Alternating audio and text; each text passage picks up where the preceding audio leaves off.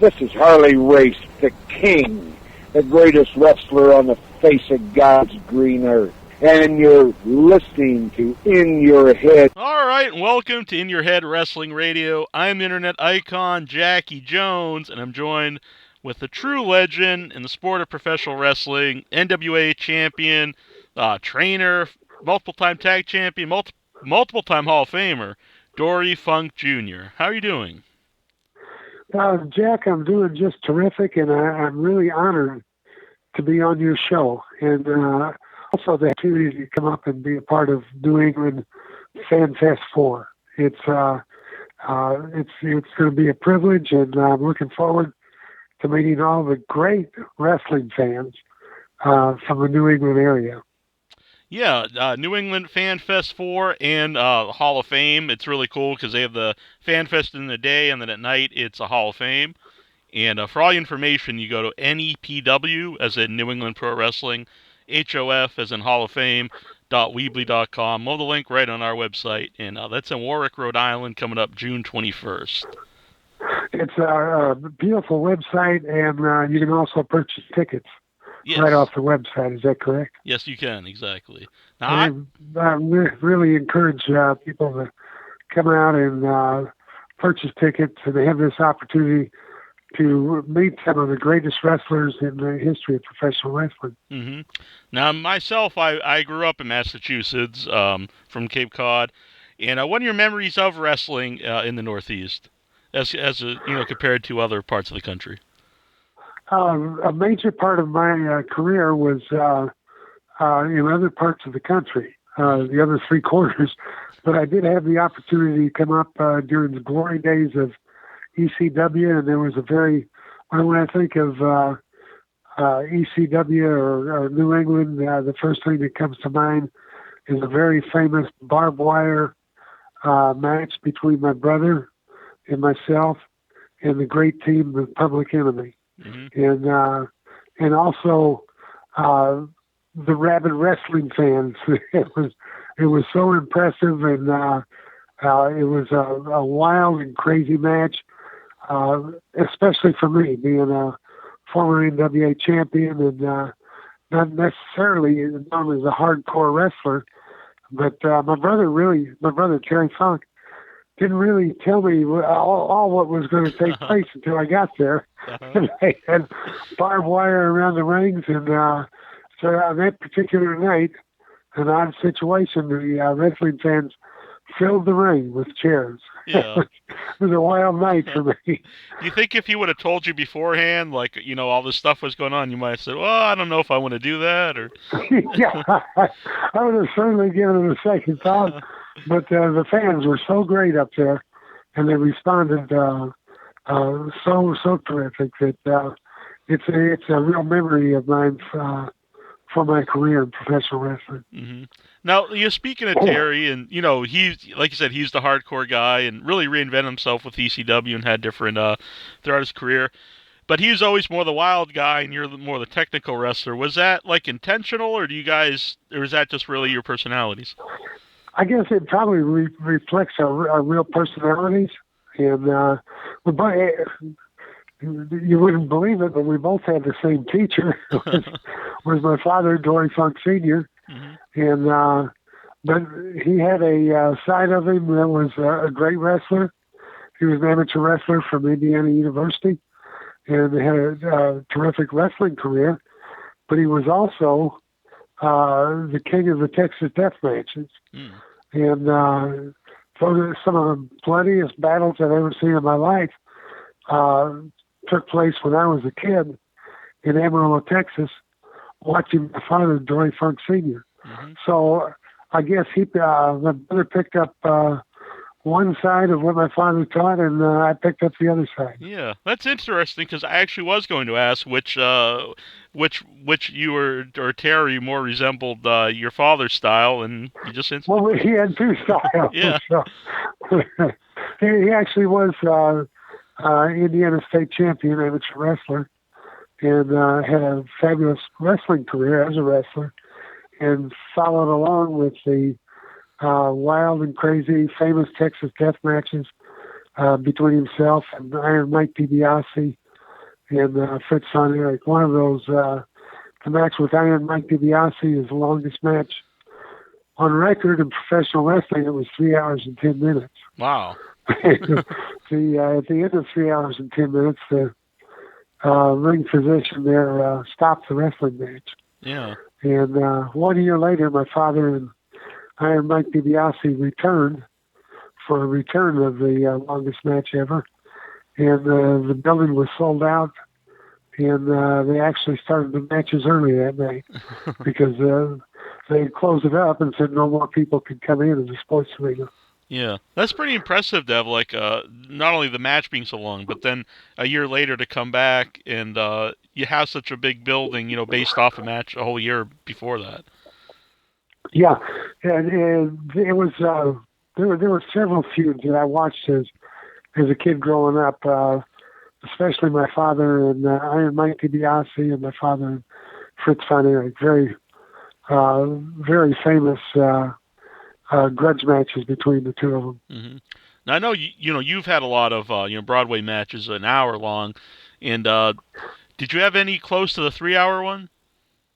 No, I didn't come close to that. I did wrestle John Valentine in Houston to a 90-minute draw, and I also wrestled Jack Briscoe in Jacksonville, Florida, to a 90-minute draw. And I had two matches. I did wrestle John Valentine to a match one time that went past the hour, but it didn't go the 90 minutes. Mm-hmm. Now, when you're in a match like that, do you have to do things differently to like maintain the fans' interest?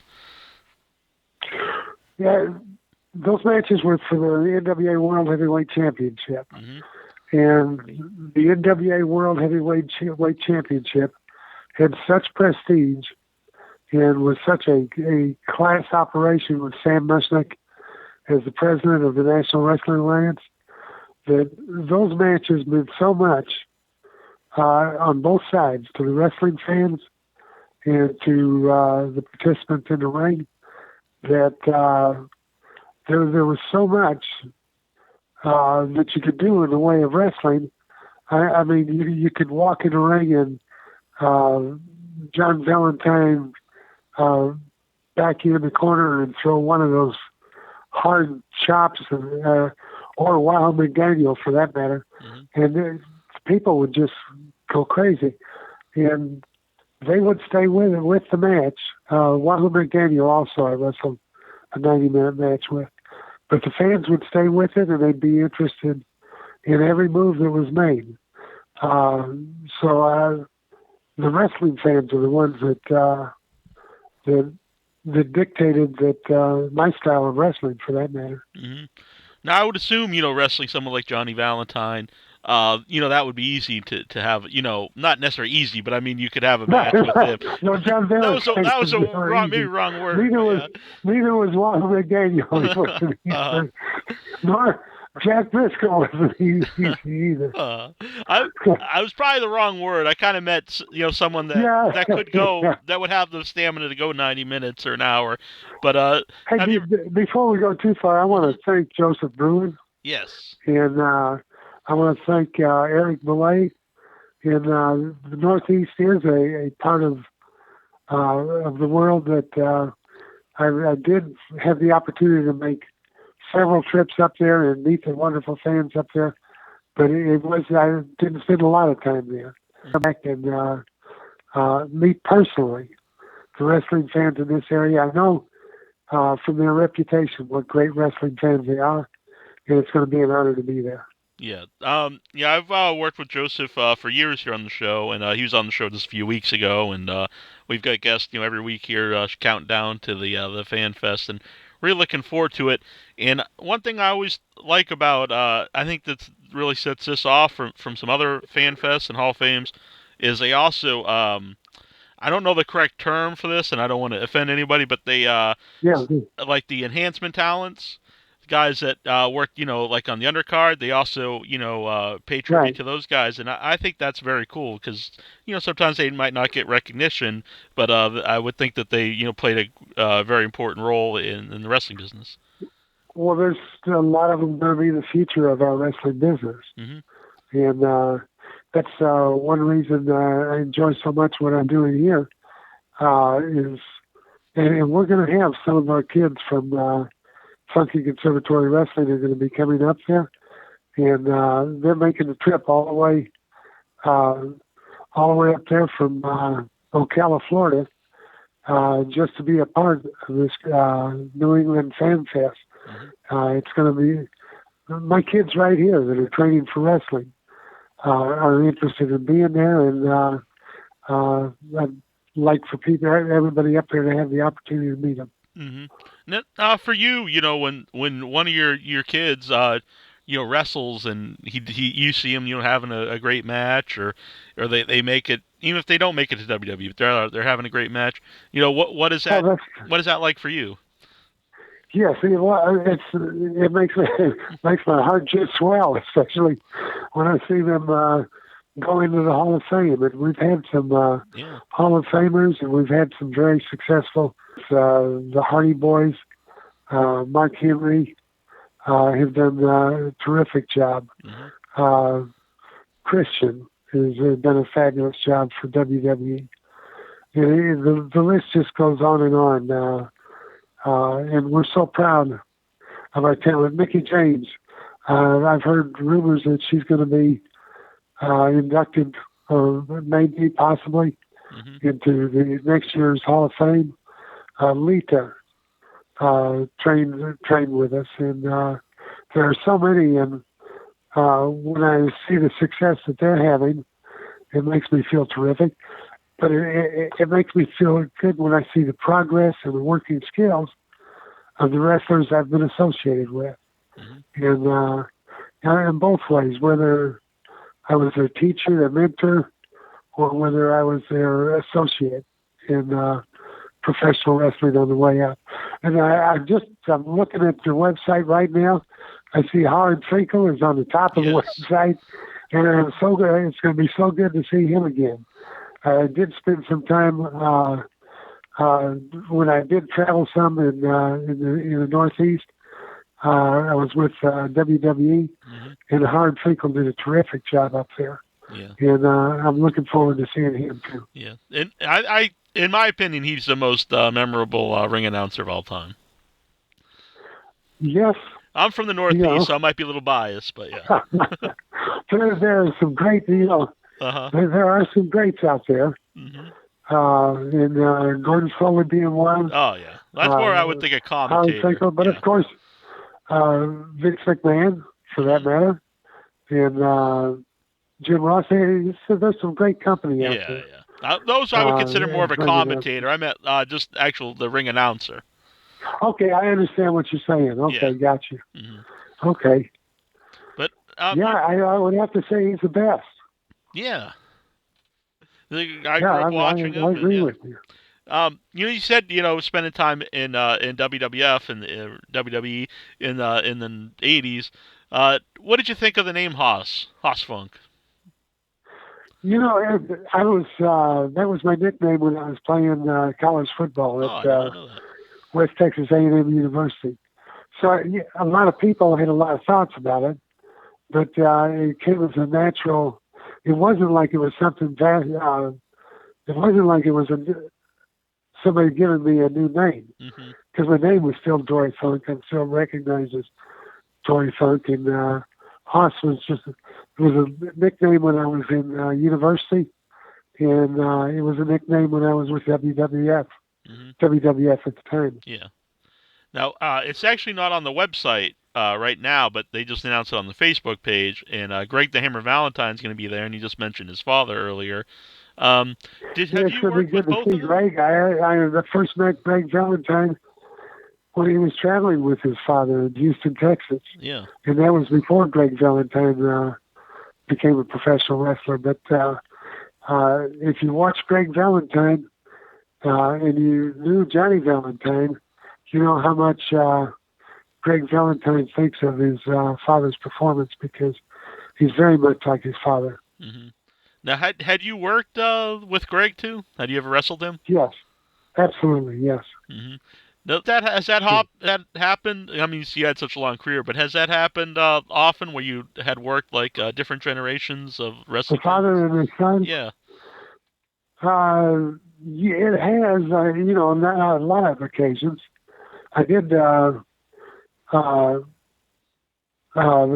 Orton Jr. and Bob Orton Sr., and I wrestled both of them. Mm-hmm. Right off my head, I can't think of another one, but I those two were very famous and excellent wrestlers. Mm-hmm. I know Ox Baker is going to be there. I see him a lot here in the Northeast. He's got one of the most memorable facial hair, I believe you'd have to say. Have you ever worked with Ox? Oh, yes. Mm-hmm. Yes. I've wrestled just about everybody that's been in the business since they've been around for a few years. I've wrestled them. And I'm just looking through, yes, X-Pac, yes, Scott Hall, Bobby Heenan. I had a very famous match in St. Louis with Blackjack Lanza when Bobby Heenan was his manager. And we actually left Key Auditorium and went to the arena in St. Louis and sold it out and packed the place. And it was one of the matches when I was champion I was very proud of. Yeah. Now, a lot of people, say Bobby himself was a great wrestler. If he was a great manager and performer. Mm-hmm. And he's really multifaceted. I mean, he's a great manager, and he's also one of the best heel commentators. Oh, yes. Your great heel commentators are not just bad guys. Mm-hmm.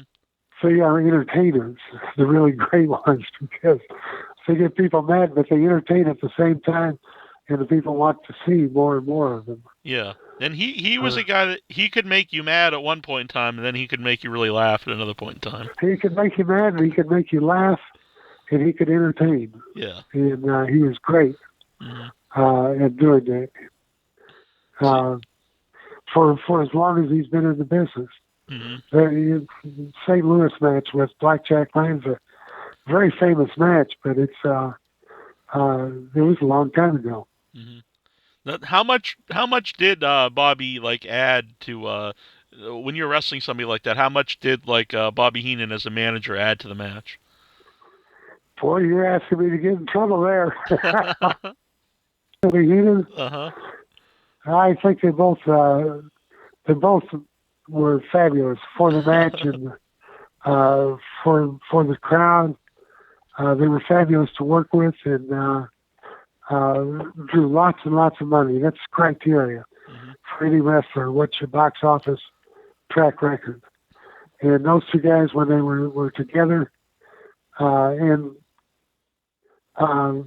since then have a box office track record that is quite good. Now, a person I know you've had a lot of experience with, I believe you lost the title to him, and that's Harley Race will be at the Fan Fest. There's a story about Harley Race. He came to the Amarillo territory where my father was the promoter, and also my father was at the same time he was the promoter, he was the top wrestler there. And Harley Race worked for my father, Dory Funk Sr., spent a lot of time in the Amarillo territory, maybe several years. And it was like a jumping off point for a fabulous career in professional wrestling. Harley was teamed with somebody you know well too, Larry the Axe Hennig. And my father was kind of like their mentor, and brought them along in professional wrestling. And when they left there, they had tremendous success everywhere they went. And I think a good part of that credit for their success should go to my father, Dory Foote Sr. Mm-hmm. That's very cool.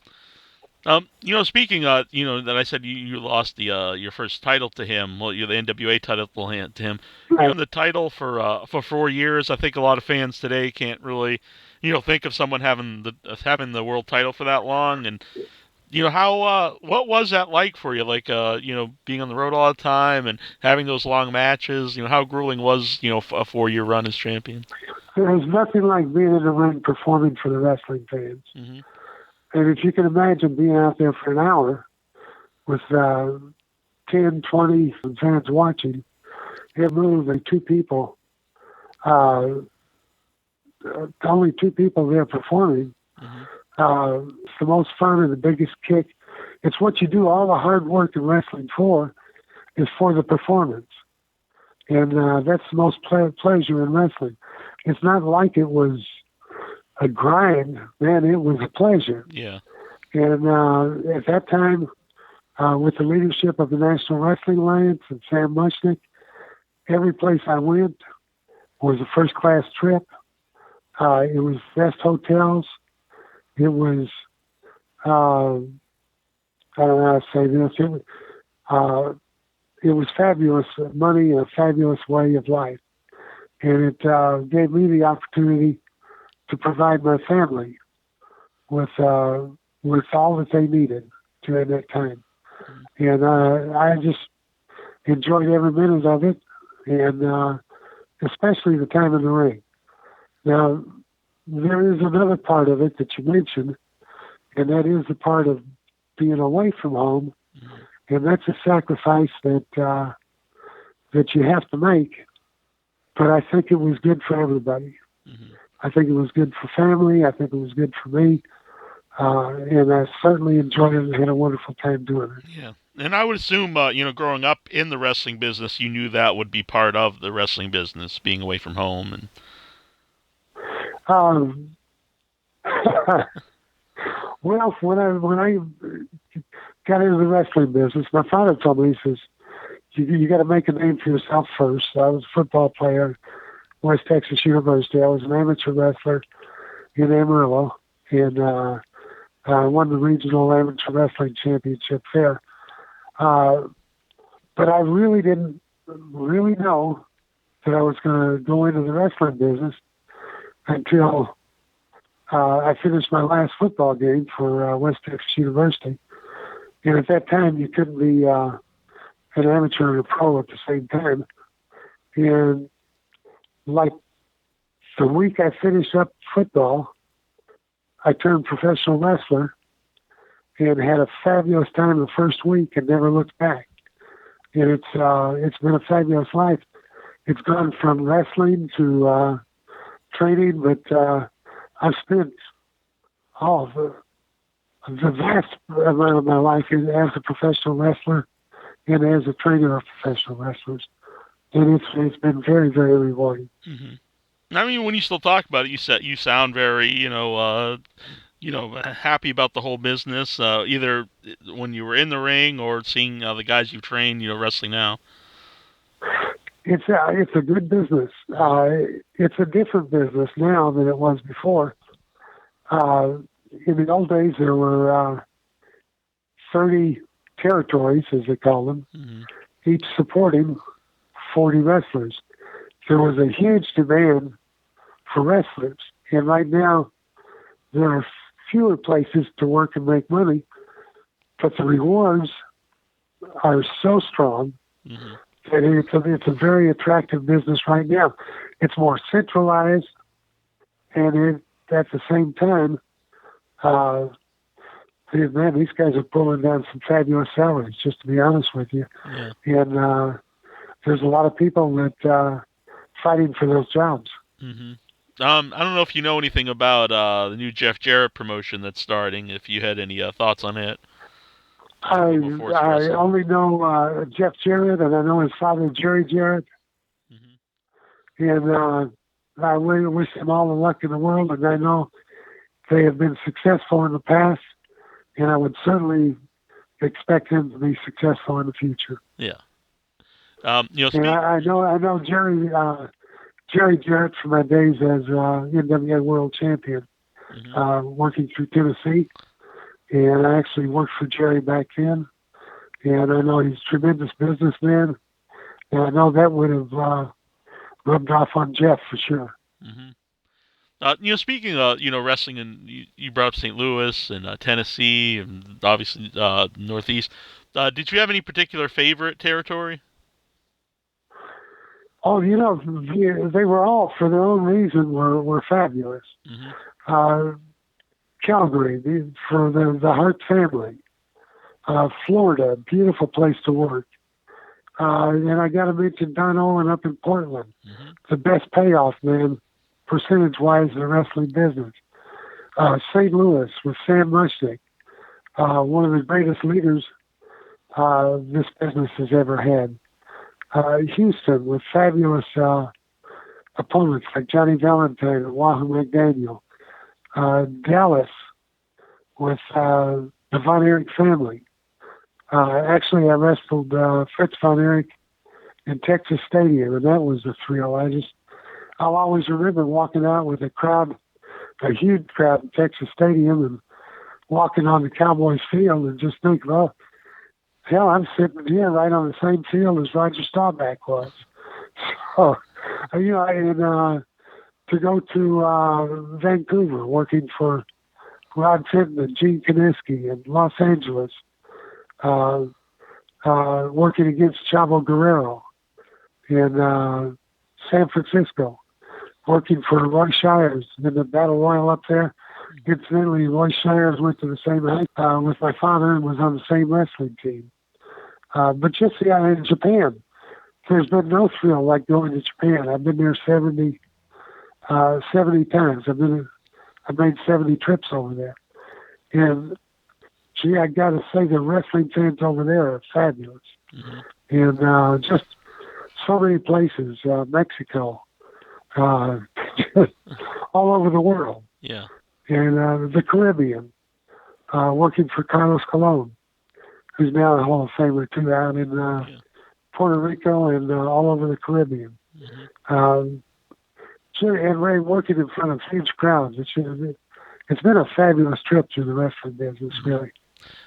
When you brought up Japan, something I did want to ask about is for American fans who are not familiar or don't really know too much about it. How prestigious were the All Japan Real World Tag Tournaments? That was awesome. And any tournament or any championship, the prestige of that championship or of that tournament or of that promotion lies within the quality of athletes that they have working for the promotion, or the quality of athlete that they have as champion.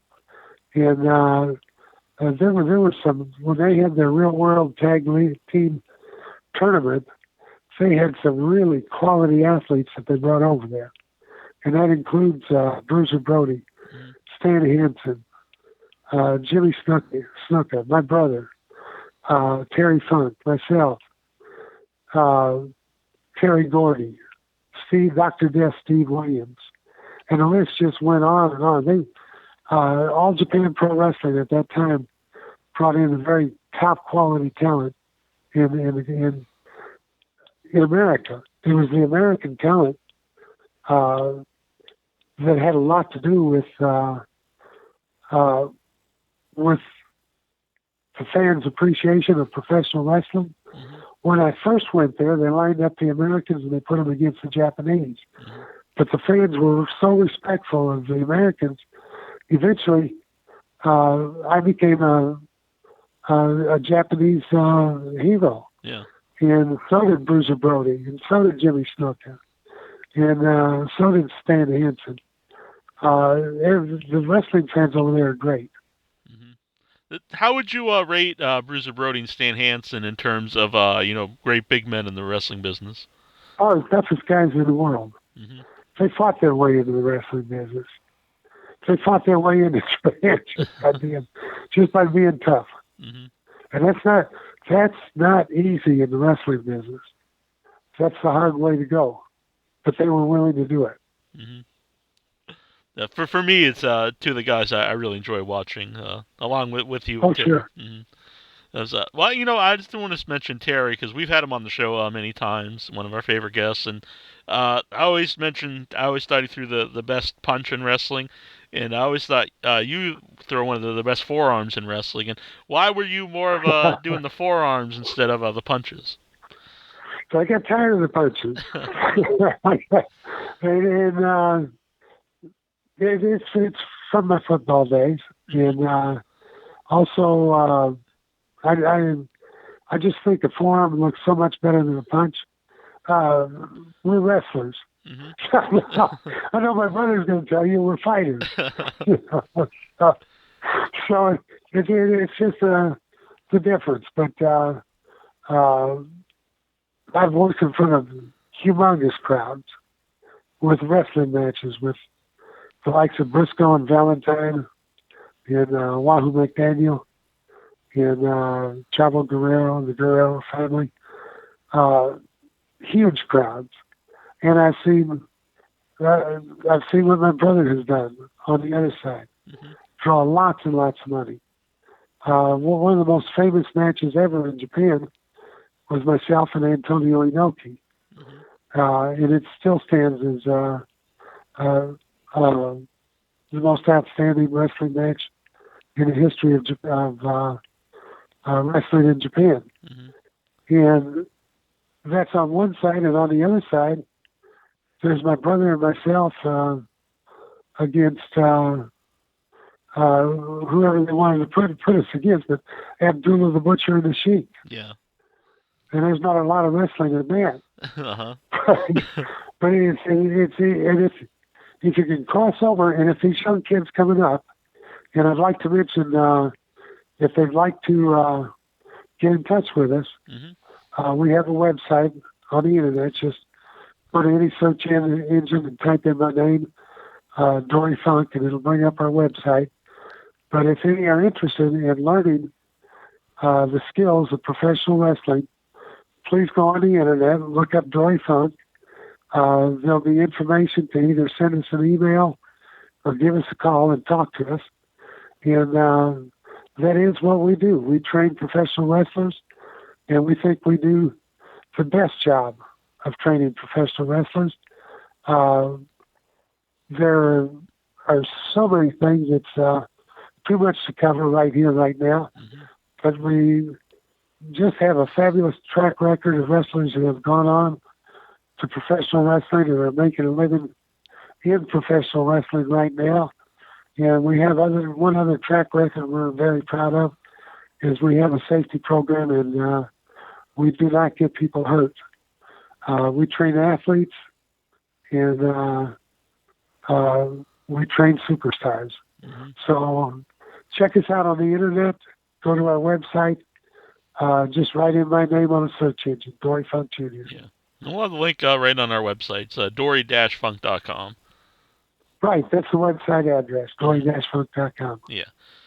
Just real quick again about you and Terry. It's come up a few times in this interview, but do you think that's what made you guys so good as a team too, and like as individuals? Because it's not people just think of the Funk brothers; they think of Dory Funk and Terry Funk. That you guys were different. Yeah, I think we were different, and we're very much alike. Mm-hmm. And I'll tell you the truth: Terry Funk can wrestle. Oh yeah. And I can fight. Yeah. But it's two different paths that we took. I think it gave us two different personalities in professional wrestling, and I think it worked out to benefit both of us. Mm-hmm. In Japan, have you ever heard Terry's his album in Japan? His musical album? His music album? Yeah. I've heard parts of it. but it's been a while, so I'm unable to comment on it, but I have heard parts of it. All right. I know he worked very hard on it, too. Yeah, it's very fun. I enjoy it. Okay. Back to the Fan Fest, we talked a little bit about ECW. Joey Styles will also be there. Oh, that's awesome. Mm-hmm. That's awesome. Be good to see him. Yeah. There are so many friends that will be there. Yeah. That I haven't seen in a long time. and I'm looking forward to it. X-Pac will be there. He's been here to the Funky Conservatory. We mentioned Bobby Heenan. Scott Hall's going to be there. Shane Helms is going to be at my table. Mm-hmm. Simon Dean will be at my table. That's Lucky 13 Promotions. We're going to actually have a table of our own, and some of our wrestlers are going to be there. Oh, very so cool. Please come by and see us too. And Ox Baker will be there. Scott Steiner. Mm-hmm. Jimmy Snooker, who we talked about, Nicole Baggett, who's who of professional wrestling. Yeah. And I'm looking forward to it. That's cool. Well, I really Brian want Knobs and Sherry Sags too. Yeah, the Nasty Boys. Yes. It's a really good mix of names from different generations, and newer It's guys. the greatest mix of professional wrestling that I've ever seen. Mm-hmm.